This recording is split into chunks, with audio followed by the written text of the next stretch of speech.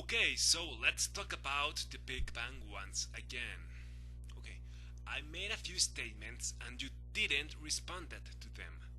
For example, I said it doesn't matter if the universe is expanding, contracting, accelerating, decelerating, or it doesn't matter if the universe is static. It will always be consistent with the Big Bang. The Big Bang predicts every single possible scenario.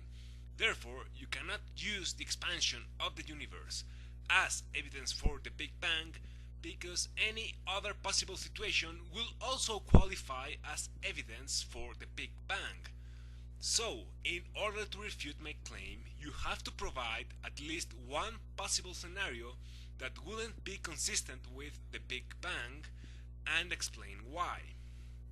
Otherwise, the implication of this is that you cannot use the expansion of the universe as evidence for the Big Bang because any other situation will also be consistent with the Big Bang. The next argument.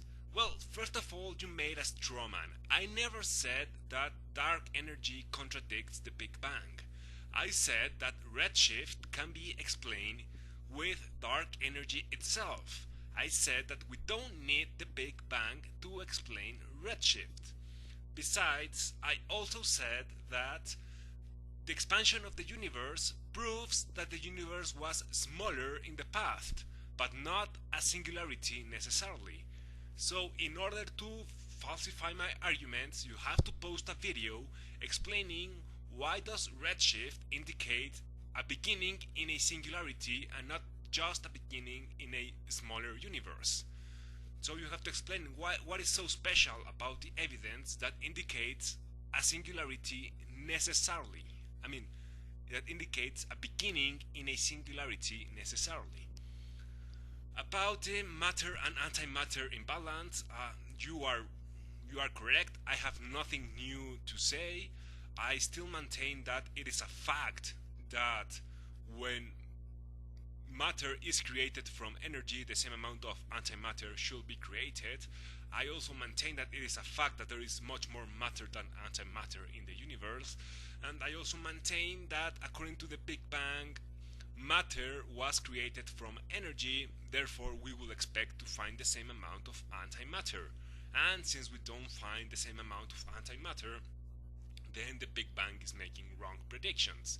But as you said, this is nothing new. You already knew about my position, and I already know your reply, so let's close this topic if you want to.